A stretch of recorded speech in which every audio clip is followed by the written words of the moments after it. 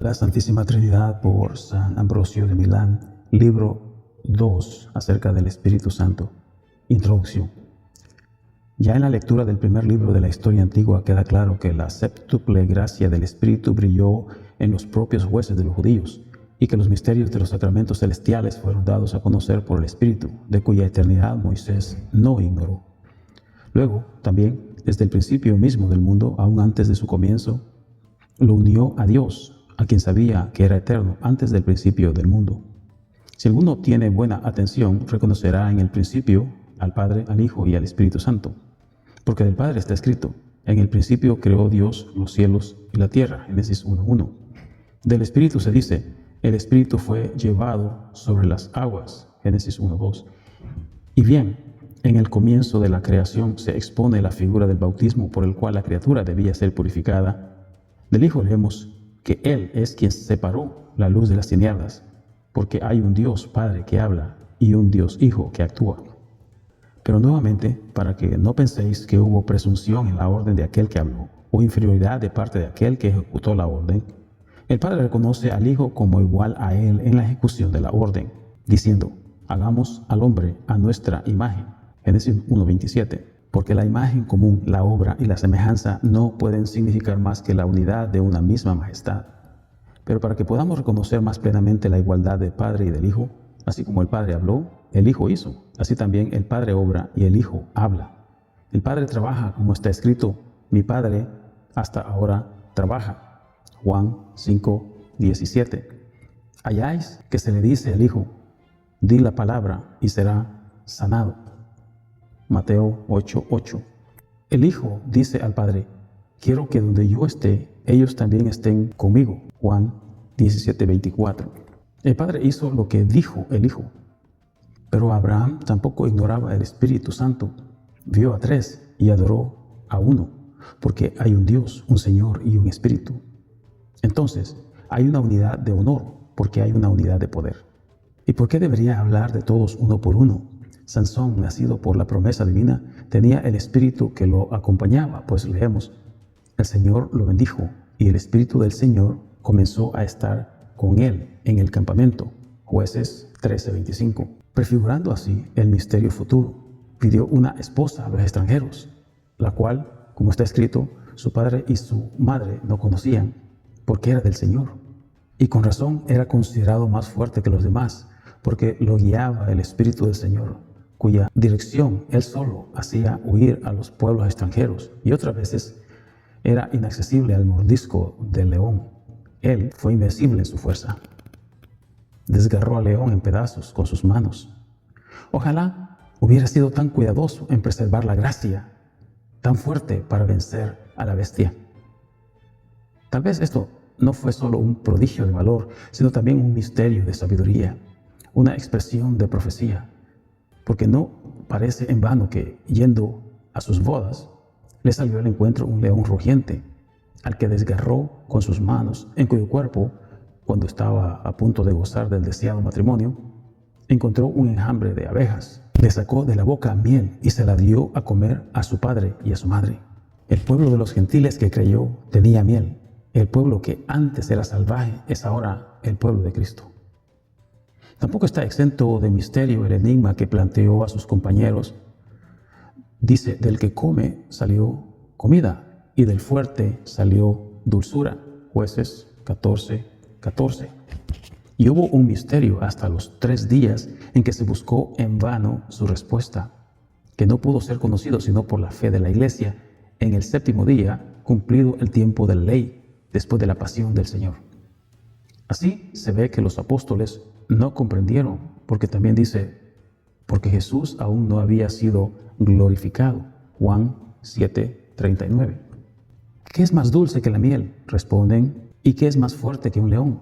Él respondió: si no hubierais cultivado con mi novilla, no habrías descubierto mi enigma, Jueces 14:18. Oh misterio divino, oh sacramento manifiesto, hemos escapado del verdugo, hemos vencido al fuerte. El alimento de la vida está ahora ahí, donde antes estaba el hambre de una muerte miserable. Los peligros se transforman en seguridad, la amargura en dulzura. De la ofensa surgió la gracia, de la debilidad el poder y de la muerte la vida.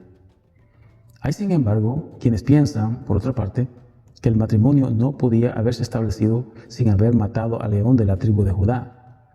Y así en su cuerpo, que es la iglesia, se encontraron abejas que almacenan la miel de la sabiduría, porque después de la pasión del Señor los apóstoles creyeron más plenamente. A este león, pues, Sansón, como judío, lo mató, pero encontró en él miel, como en la figura de la herencia que había de ser redimida, para que el remanente se salvara según la elección de la gracia.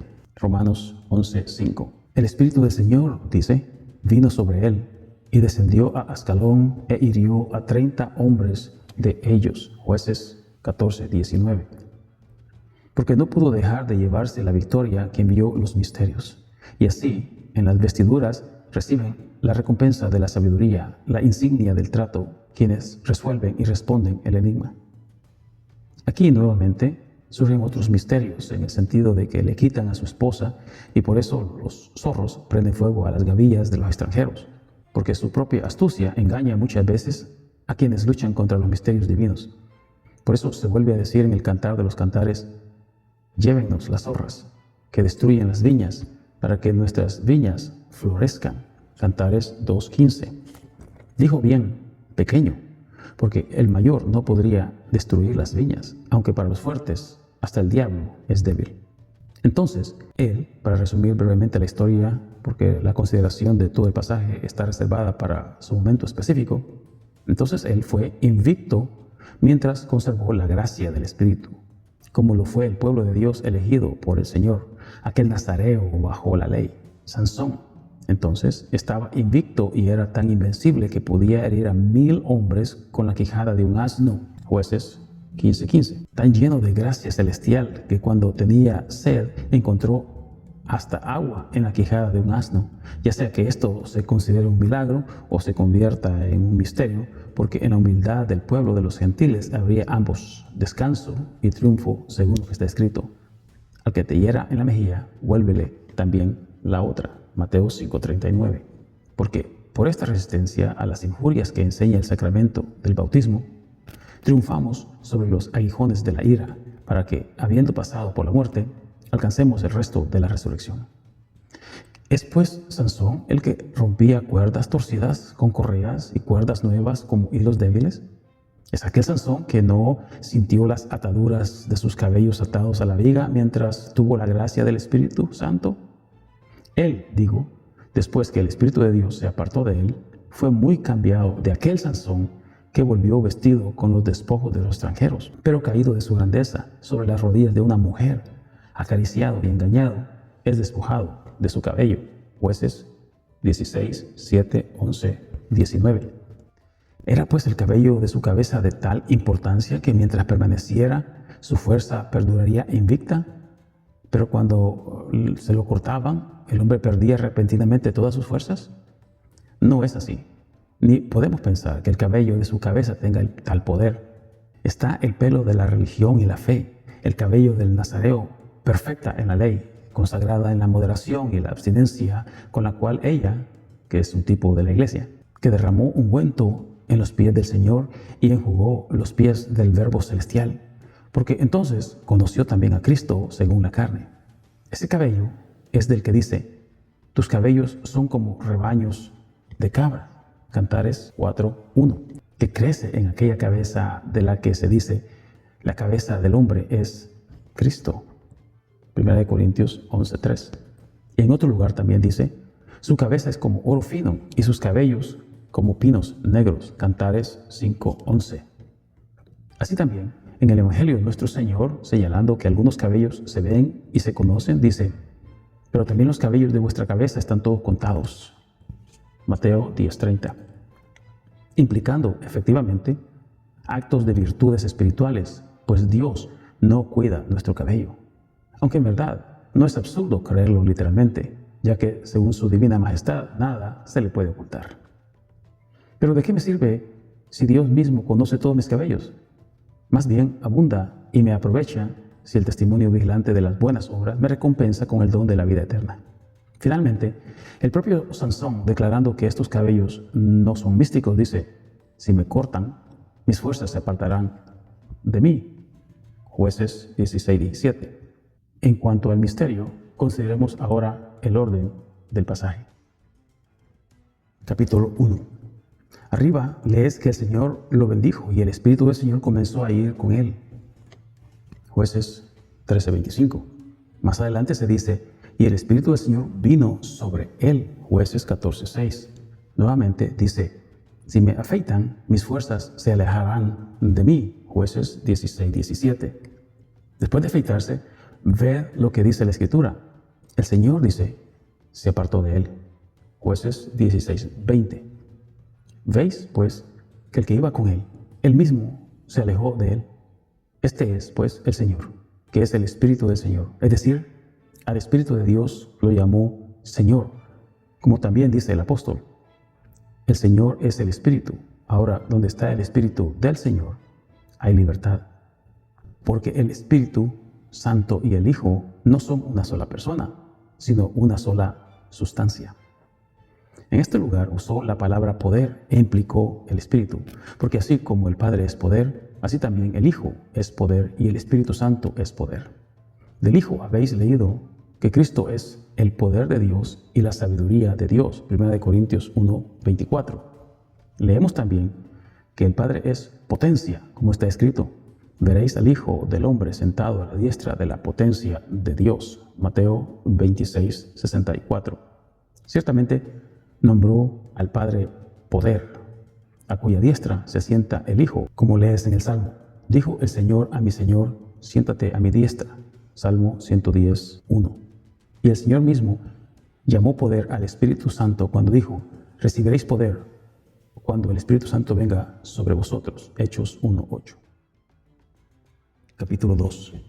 Porque el Espíritu mismo es poder, como lees, el Espíritu de consejo y de poder. Isaías 11:2. Y como el Hijo es el ángel de gran consejo, así también el Espíritu Santo es espíritu de consejo, para que sepáis que el consejo del Padre, del Hijo y del Espíritu Santo es uno solo.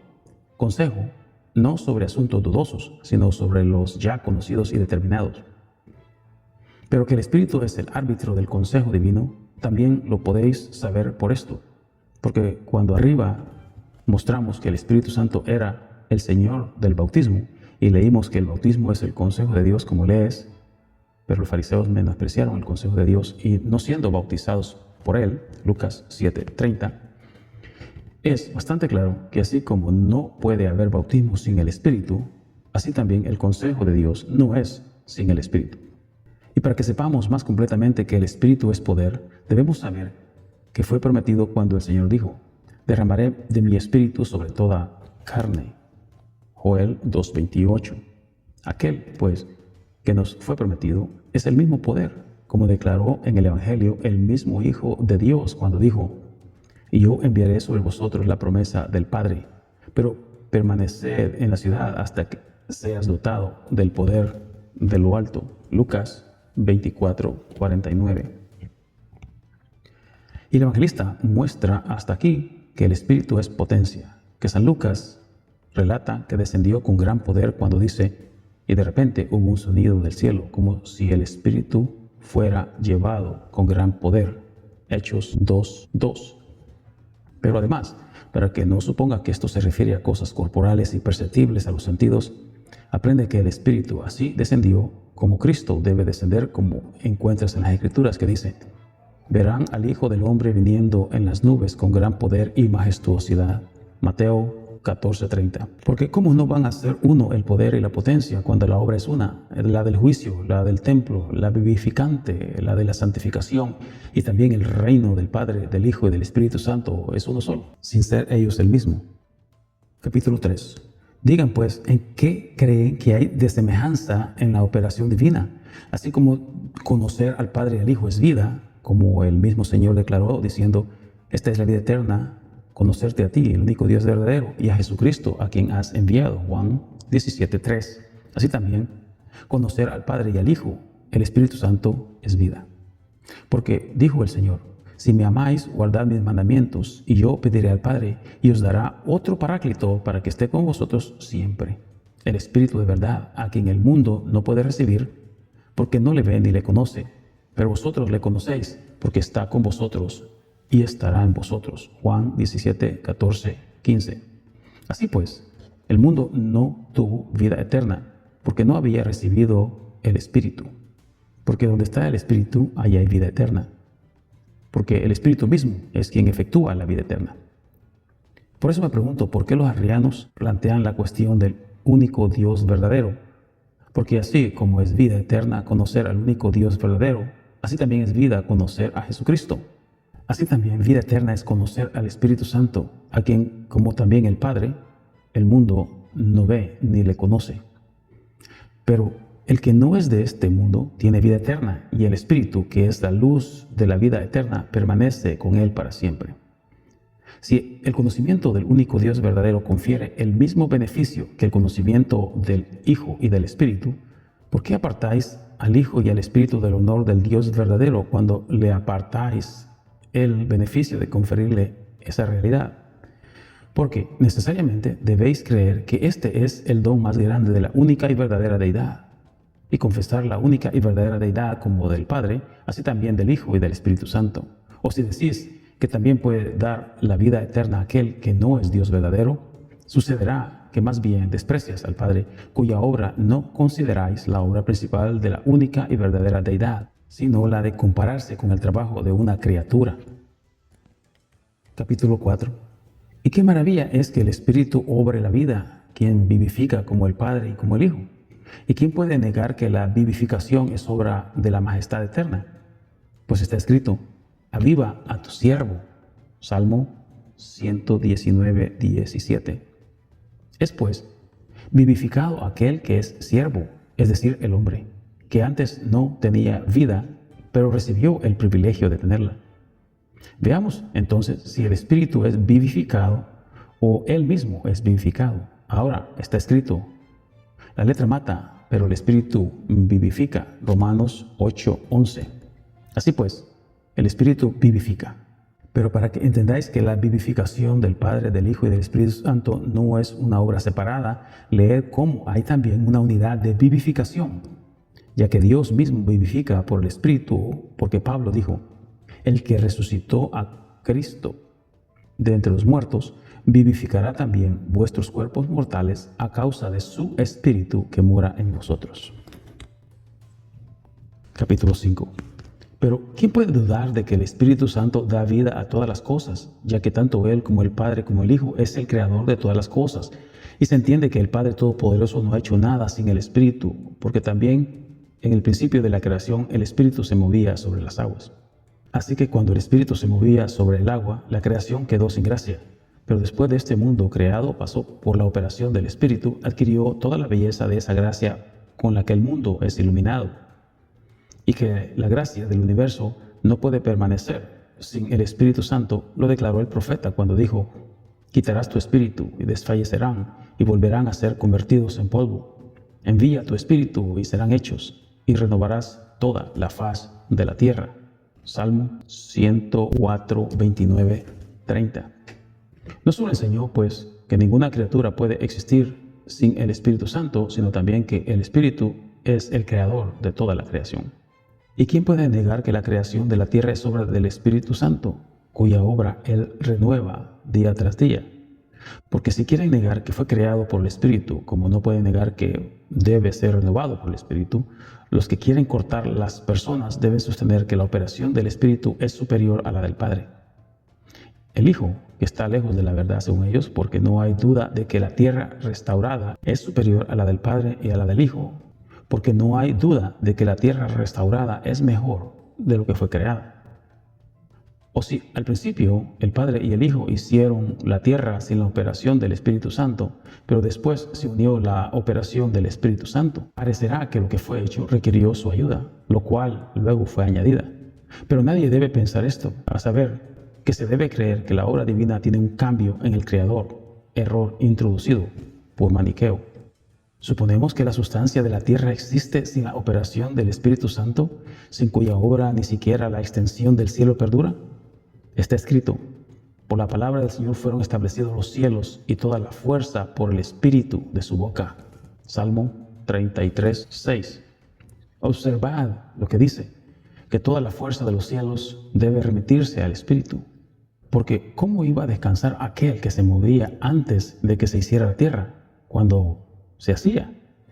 Los escritores gentiles, siguiendo los nuestros como a través de las sombras, porque no podían absorber la verdad del espíritu, han señalado en sus versos que el espíritu nutre internamente el cielo y la tierra y los orbes resplandecientes de la luna y las estrellas, como el caso de Virgilio en su libro Eneida, capítulo 6, párrafo 724. Entonces, no niegan que la fuerza de las criaturas existe por el espíritu. ¿Somos nosotros los que leemos esto para negarlo? Vosotros pensáis que se refiere a un espíritu producido del aire. Si declararon que un espíritu del aire es el autor de todas las cosas, ¿dudamos que el Espíritu de Dios sea el creador de todas las cosas?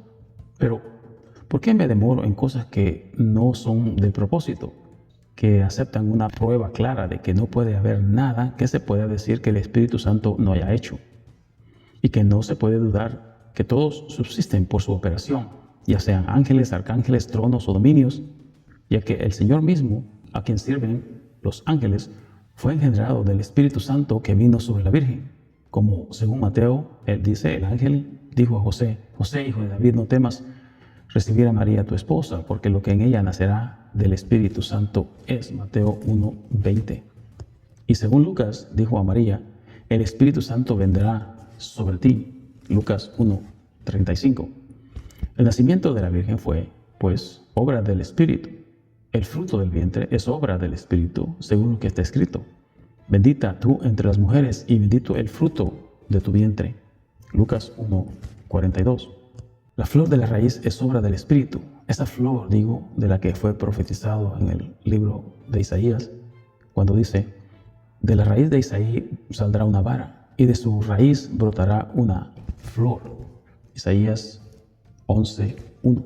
La raíz del patriarca Isaí es la familia de los judíos. María es la vara. Cristo, la flor de María, la cual, a punto de esparcir el buen olor de la fe por todo el mundo, brotó de un seno virgen, como él mismo dijo: yo soy la flor de la llanura, un lirio de los valles.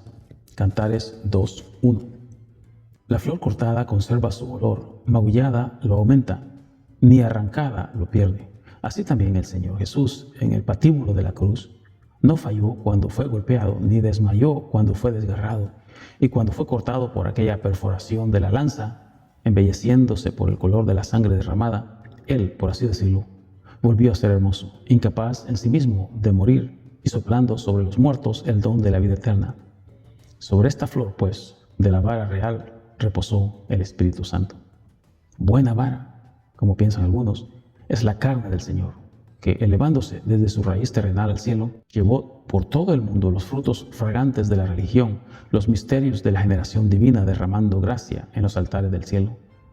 Así pues, no podemos dudar de que es creador el Espíritu, a quien conocemos como autor de la encarnación del Señor. Porque, ¿quién puede dudar cuando se encuentra en el comienzo del Evangelio que la generación de Jesucristo fue así? Dice: estando María desposada con José, antes que se juntara, se halló encinta del Espíritu Santo. Mateo 1:18. El griego del que tradujeron los latinos tiene ex pneumatos agio, es decir, del Espíritu Santo, porque lo que es de cualquiera es de su sustancia o de su poder, de su sustancia, como el Hijo, que dice: salí de la boca del Altísimo. Eclesiástico 14:3. Como el Espíritu, cuando dice que procede del Padre. Juan 15:20. De quien el Hijo dice: Él me glorificará, porque recibirá de lo mío. Juan 16:14. Sino del poder, como en el pasaje que dice: un solo Dios Padre, de quien son todas las cosas. 1 Corintios 8:6. ¿Cómo entonces quedó María encinta del Espíritu Santo? Si a partir de su sustancia, ¿fue entonces el Espíritu transformado en carne y huesos? Ciertamente no. Pero si la Virgen concibió por su operación y poder, ¿quién puede negar que el Espíritu Santo es creador? ¿Cómo es también que Job presenta claramente al Espíritu como su creador, diciendo, el Espíritu de Dios me ha hecho? Job 33:4. En un breve verso mostró que Él es divino y creador. Sí, pues el Espíritu es creador, ciertamente no es criatura, porque el apóstol separó al creador y a la criatura diciendo, servían más a la criatura que al creador. Romanos 1:25. Enseña que se debe servir al creador condenando a quienes sirven a la criatura, mientras que nosotros le debemos nuestro servicio al creador. Sabiendo que el Espíritu es el creador, enseña que debemos servirle diciendo, guardaos de los perros, guardaos de los malos trabajadores, guardaos de la circuncisión, porque nosotros somos la circuncisión que servimos al Espíritu de Dios. Filipenses 3:2-3. Pero si alguno discute por las variaciones de los códices latinos, algunos de los cuales los herejes han falsificado, mire los códigos griegos y observe que ahí está escrito inevmati theo lathrevondes, es decir, siendo traducido, que sirven al Espíritu de Dios. Así pues, cuando el mismo apóstol dice que debemos servir al Espíritu, afirma que no debemos servir a la criatura, sino al Creador. Sin duda, muestra claramente que el Espíritu Santo es creador y debe ser venerado con el honor debido a la divinidad eterna, porque escrito está, el Señor tu Dios adorarás y a Él solo servirás. Mateo 4:10. Capítulo 6. Tampoco se me escapa que los herejes han acostumbrado a objetar que el Espíritu Santo parece una criatura, porque muchos de ellos usan como argumento para establecer su impiedad aquel pasaje de Amós, donde habla del soplo del viento, como dejaron claro las palabras del profeta, cuando dice, he aquí, yo soy el que establezco los truenos y creo el viento, o sea, el Espíritu. Amós 4:13. Y declaro al hombre su Cristo, que hago la luz y la tiniebla, y haciendo a las criaturas el Señor Dios poderoso es su nombre. Amós 4:13. Si argumentan que Él dijo que el Espíritu fue creado, Esdras nos enseñó que el Espíritu, dicen ellos, es creado, diciendo en el libro 4, y en el segundo día hiciste el Espíritu del firmamento. Segundo de Esdras 6:41. Todavía, para mantenernos en nuestro punto, no es evidente que en lo que dijo Amós, el orden del pasaje muestra que el profeta estaba hablando de la creación de este mundo. Comienza así, yo soy el Señor que establece los truenos y crea el viento. El orden de las palabras, ella misma nos enseña. Porque si hubiera querido hablar del Espíritu Santo, ciertamente no habría puesto los truenos en primer lugar, porque el trueno no es más antiguo que el Espíritu Santo. Aunque sean impíos, todavía no se atreven a decir eso. Y luego, cuando vemos lo que sigue acerca de la luz y la niebla, ¿no es claro que lo que se dice debe entenderse sobre la creación de este mundo? Porque sabemos por experiencia cotidiana que cuando tenemos tormentas en esta tierra, primero vienen los truenos, luego siguen las ráfagas de viento, el cielo se ennegrece con tinieblas y la luz vuelve a brillar con oscuridad, porque a las ráfagas del viento también se les llaman espíritus, como está escrito, fuego y azufre y espíritu de tormenta. Salmo 11:6. Y para que sepáis que a esto llamó espíritu, dice, estableciendo los truenos y creando el viento, porque estos a menudo se crean cuando tienen lugar. Pero el Espíritu Santo es eterno, y si alguien se atreve a llamarlo criatura, no puede decir que es creado diariamente como el soplo del viento. Luego, también la misma sabiduría, hablando después del misterio del cuerpo asumido, dice, el Señor me creó. Proverbios 8:22. Aunque se profetiza lo que ha de venir, sin embargo, como la venida del Señor estaba predestinada, no se dice crea, sino me creó, para que los hombres creyeran que el cuerpo de Jesús fue engendrado de la Virgen María, no muchas veces, sino una sola vez. Así, en cuanto a lo que el profeta declaró como sobre la acción diaria de Dios en el trueno y la creación del viento, sería impío entender tal cosa del Espíritu Santo, a quien los impíos mismos no pueden negar que existe en el mundo. Por lo cual, con piadosa aseveración testificamos que Él siempre existe y permanece para siempre. Tampoco aquel que antes del mundo se movía sobre las aguas puede empezar a ser visible después de la creación del mundo. O bien, sería lícito suponer que hay muchos Espíritus Santos que llegan a existir como si fuera una producción diaria, lejos de alguno contaminarse con tal impiedad, como para decir que el Espíritu Santo sea creado frecuentemente. No entiendo por qué deben ellos creer que debe ser creado con frecuencia, a menos que acaso crean que Él muere con frecuencia y por eso es creado con frecuencia. Pero, ¿cómo puede morir el Espíritu de vida? Si no puede morir, no hay razón para ser creado con frecuencia. Pero los que piensan de otra manera caen en este sacrilegio de no distinguir el Espíritu Santo, que piensan que el Verbo que fue enviado regresa al Padre y el Espíritu que fue enviado es reabsorbido en Dios, de modo que debe haber una reabsorción y una especie de alternancia de uno transformándose en diversas formas, mientras que la distinción entre el Padre, el Hijo y el Espíritu Santo siempre permanece e inmutable, preserva la unidad de su poder. Pero si alguno piensa que la palabra del profeta debe explicarse con referencia al Espíritu Santo porque se dice declarando a los hombres a su Cristo, Amós 4:13, lo explicará más fácilmente de la encarnación del Señor, porque si te inquieta que haya dicho Espíritu, y por eso piensas que esto no puede explicarse bien del misterio de la toma de la naturaleza humana, sigue leyendo las Escrituras y encontrarás que todo concuerda excelentemente con Cristo, de quien es completamente apropiado pensar que Él estableció los truenos con su venida, es decir, la fuerza y el sonido de las Escrituras celestiales. Por el trueno, por así decirlo, ante el cual nuestras mentes se asombran, de modo que aprendemos a tener miedo y rendir homenaje a los oráculos celestiales. Por último, en el Evangelio, a los hermanos del Señor se les llama hijos del trueno. Y cuando se escuchó la voz del Padre, dice, la he glorificado y la glorificaré otra vez. Juan 12:28. Los judíos dijeron que tronó sobre él, porque aunque no podían recibir la gracia de la verdad, confesaban de mala gana y en su ignorancia hablaban misterios. De modo que resultó un gran testimonio del Padre al Hijo.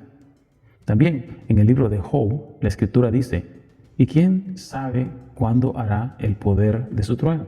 Job 26:14. Ciertamente, si estas palabras se refirieran a los truenos del cielo, habría dicho que su fuerza ya estaba hecha, no por ser hecha. Por eso refirió los truenos a las palabras del Señor, cuyo sonido se difundió por toda la tierra.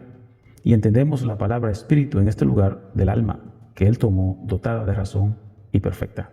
Porque las Escrituras a menudo designan el alma del hombre por la palabra espíritu. Cuando lees, por ejemplo, quien crea el espíritu del hombre dentro de él.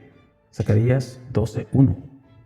Así también, el Señor significó su alma con la palabra espíritu, cuando dijo, en tus manos encomiendo mi espíritu. Lucas 23:46.